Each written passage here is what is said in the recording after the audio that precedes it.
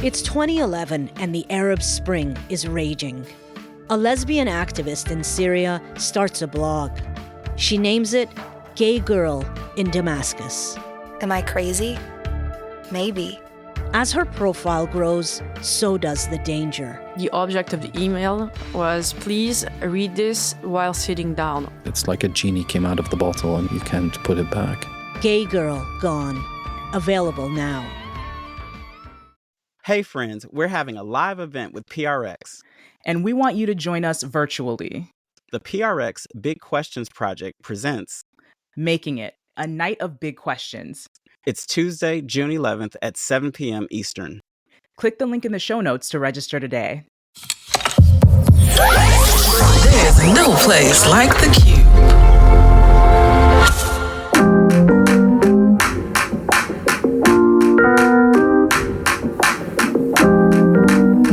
Let's do it again.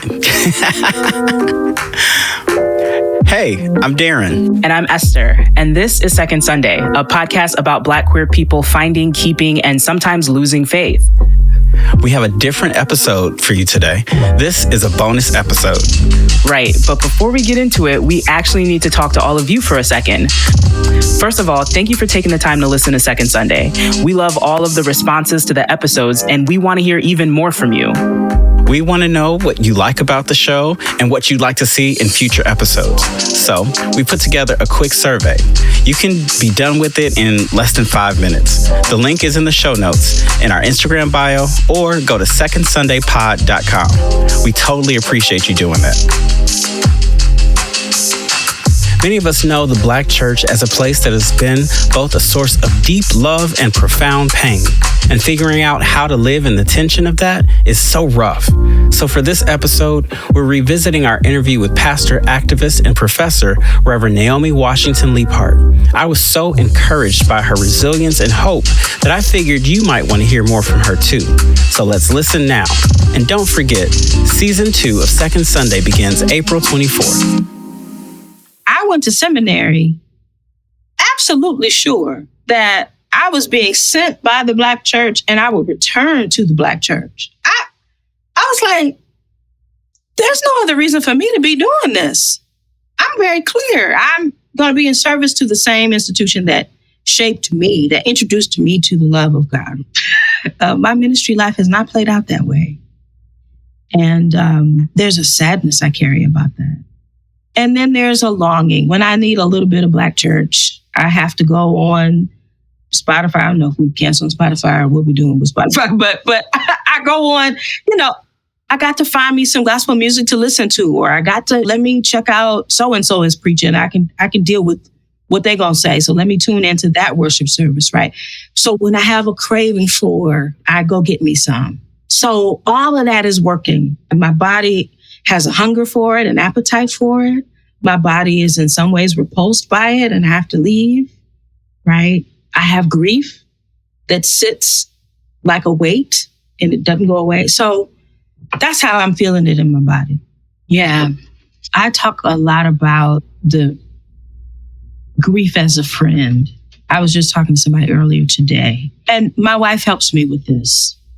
She first introduced me to this language, making friends with complicated feelings. She's trained as a chaplain, and so she says she's a heart with ears. She really is. And I think that's the metaphor that we have to make friends with grief and make friends with our rage, our anger, right? Because for me, these two things are very closely related. They're two sides of the same coin. For me, that my sadness and my anger are related.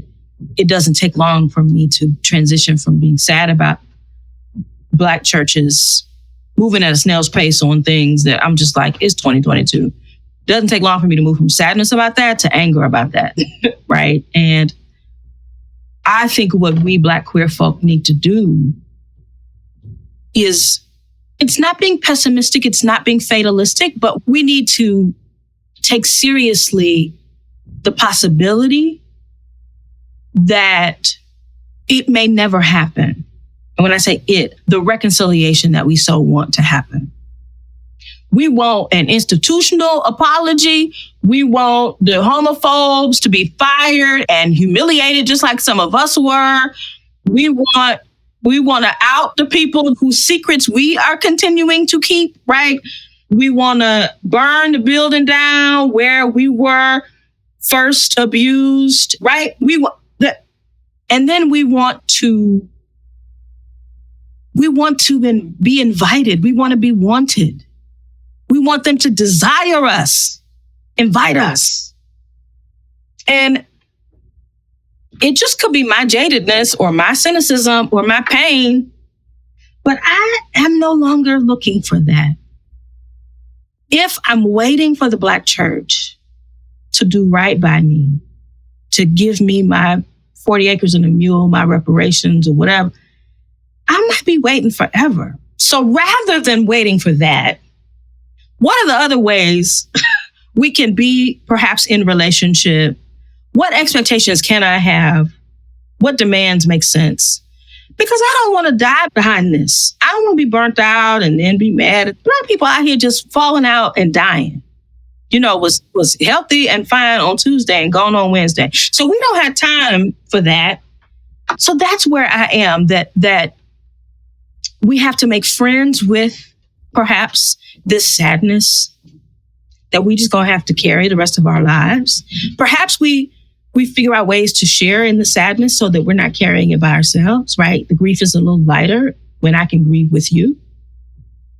But I like to tell my theology students, who I teach a faith-based organizing course, and we always talk about how do you get people to change their minds and hearts? Is faith a tool that we use to compel people to move?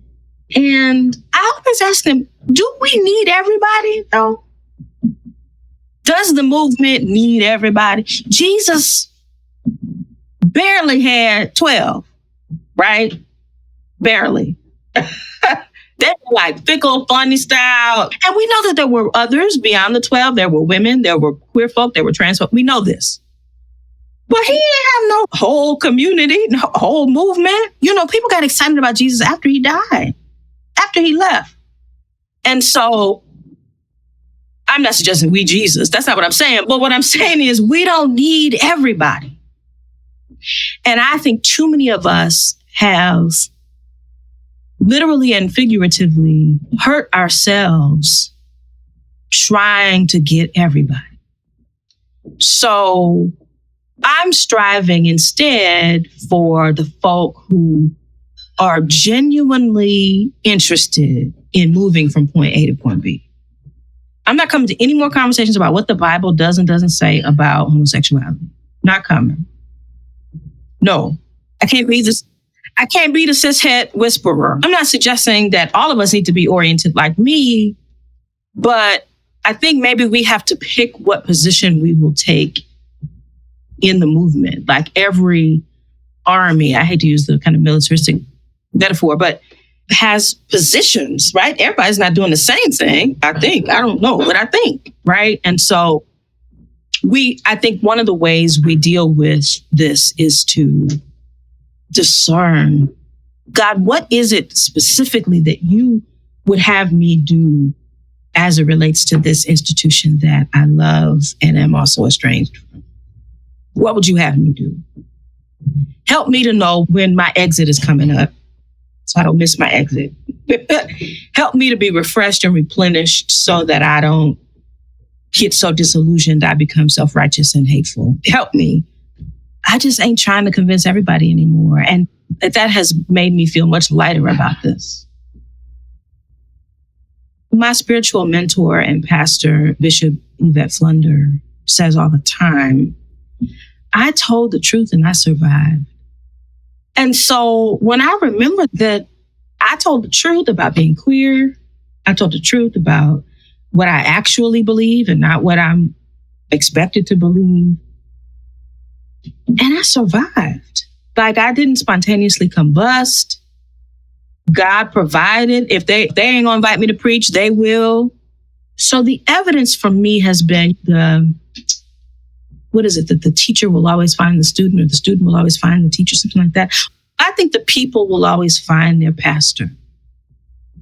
And so instead of me trying to find my people, I'm going to apply here and see if people want me. That's the saying, when the student is ready, the teacher will appear.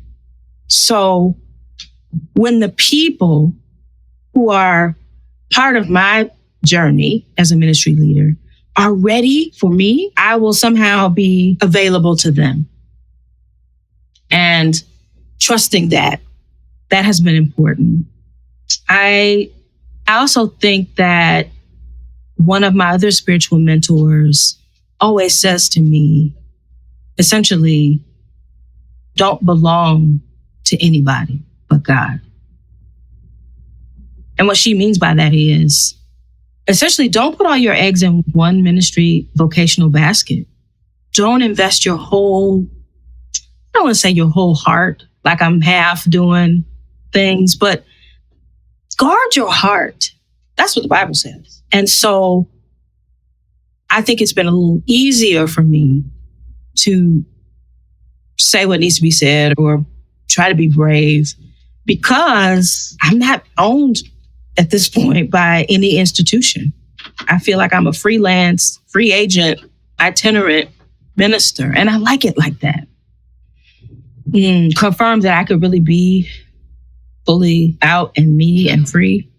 When I came out publicly, I thought they've already seen my anointing, so they're not going to have an issue, right? Because I'm still Naomi. Now you just know a little bit more. And frankly, that was a gift I didn't need to give you, but I gave it to you. And so you should just accept that as a gift and know that we still cool. I still love like the Golden Girls and like the stuff I love, right? But that wasn't, it's almost, oh no, everything's different. Now I have to reconsider all that I thought I knew about you. I'm like, what was I in your imagination? If now everything is changed.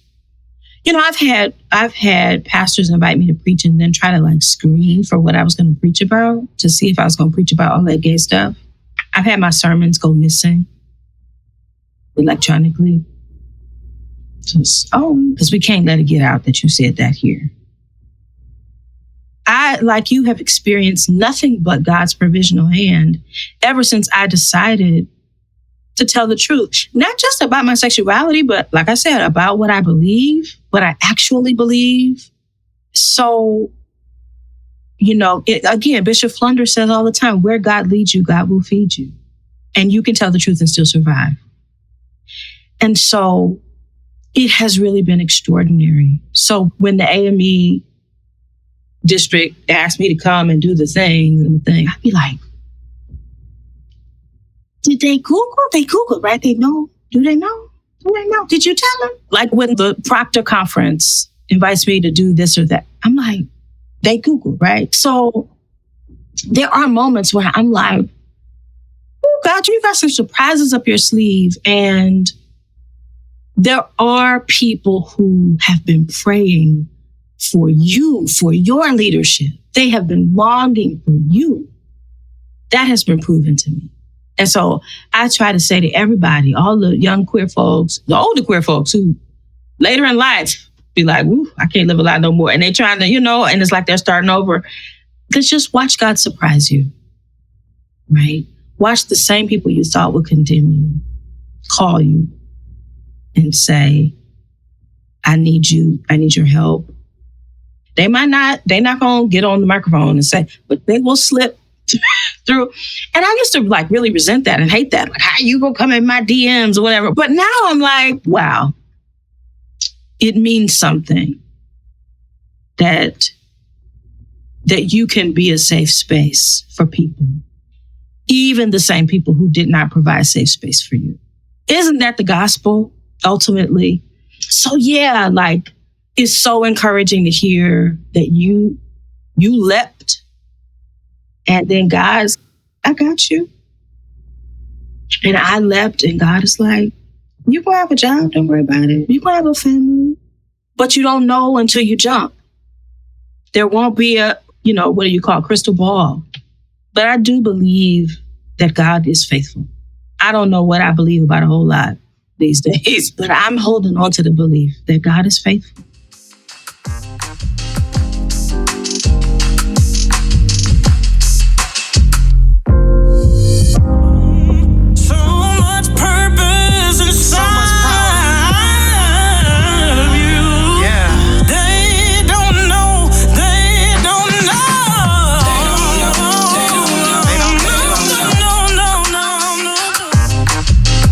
Second Sunday podcast is hosted by Esther and Darren Calhoun. But podcasting is a team sport, so a big thank you to our dream team. Our producers, Esther Ikoro, Anna DeShawn, and Nichole Hill. Our associate producer, Amber Walker. Our sound designer, Florence Adams, and our managing producers, Jocelyn Gonzales and Courtney Fleurantin. Our opening theme song is Maya B's original track titled They Don't Know. You should download the full song today. To learn more about today's guests or the show, visit our show notes. Second Sunday is a production of The Cube in partnership with the PRX Big Questions Project, which is generously supported by the John Templeton Foundation and produced by PRX Productions.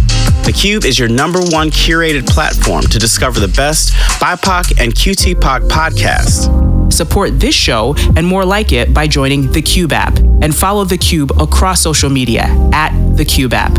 Thank you for listening, and we'll see you next episode.